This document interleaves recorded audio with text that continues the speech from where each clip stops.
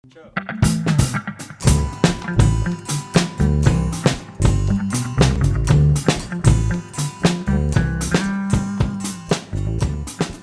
montrer le monde. Je fais des films pour montrer le monde. Parce que depuis que j'ai l'âge de 6 ans, je voulais faire du cinéma. Donc je fais du cinéma pour dire au monde que mon continent, l'Afrique, parce que je tourne beaucoup en Afrique, a une part très importante dans l'évolution du monde. Il y a beaucoup d'Africains qui sont partis d'Afrique, qu'on a déportés d'Afrique pour les Amériques, pour les Caraïbes, et qu'il était important de parler de tous ceux qui sont partis et de montrer que l'Afrique pense à tous ceux qui sont partis. Et par la culture, par la religion, par les objets, on peut retrouver l'Afrique, l'identité forte de l'Afrique.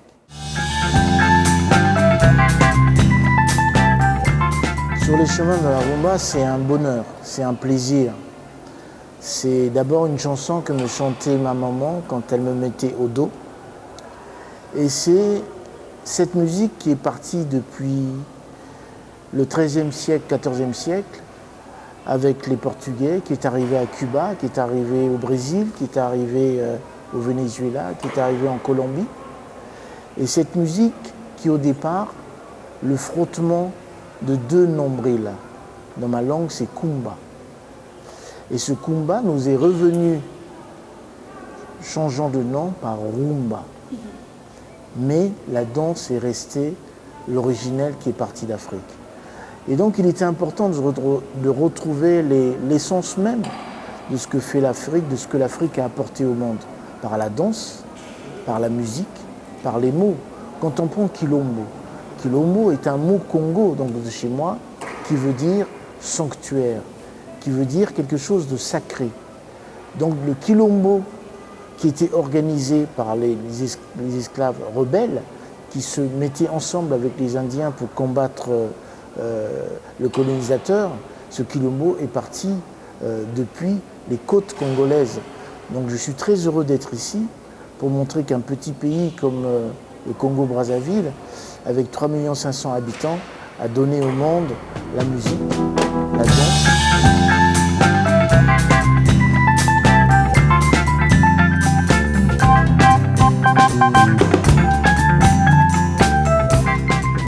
Je vais partager mon expérience. Je vais partager ce que j'ai su du monde et je vais partager surtout leur dire que il faut croire en ses rêves parce que les rêves sont faits pour être atteints. Si Christophe Colomb n'avait pas rêvé qu'il fallait aller de l'autre côté du monde, 1492 sera encore dans la noirceur. Et on se rend compte que cette mondialisation si importante aux yeux de certains a commencé depuis 1492 par la course des épices. Après, c'est les hommes qui ont voyagé, c'est les hommes qu'on a fait bouger. Et aujourd'hui, on se rend compte que les frontières sont en train de se refermer alors que les populations, les pays se sont enrichis, se sont développés grâce aux échanges et grâce au métissage.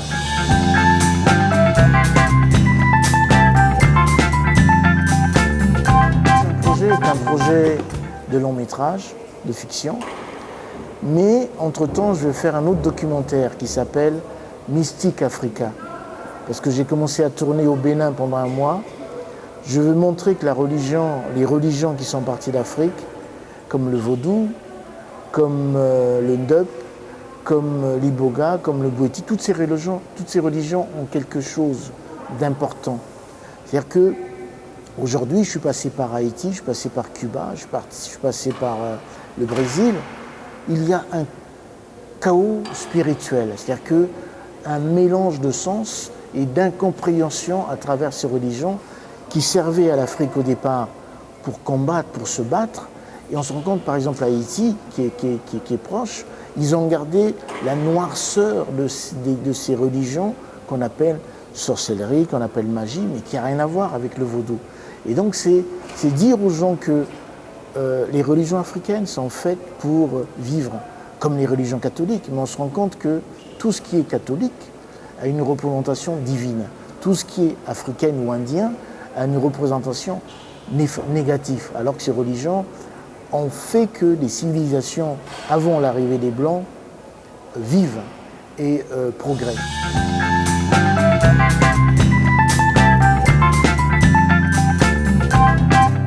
La République dominicaine, c'est mon premier voyage.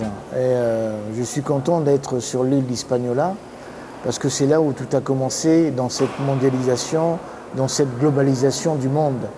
Je disais tout à l'heure, au moment où le monde est en train de se refermer, où les hommes, on les empêche de bouger, que les Indiens taïnos sont partis du Brésil pour conquérir pratiquement toutes les Caraïbes et que c'était une grande civilisation et que cette civilisation aujourd'hui a disparu, il ne reste plus que des objets et on se rend compte que le monde a menti au monde pour faire passer une autre civilisation qui n'a rien à voir avec les problèmes identitaires de ce continent et les problèmes identitaires qu'ils avaient trouvés ici sur place.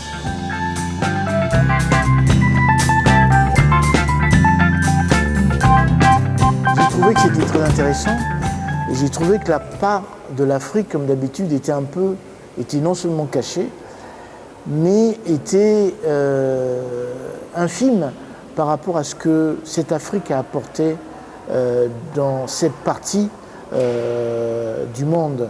Je veux dire qu'on se rend compte qu'en face, il y a une civilisation naissante avec les cuillères, avec des outils, avec des objets de décoration, avec des assiettes.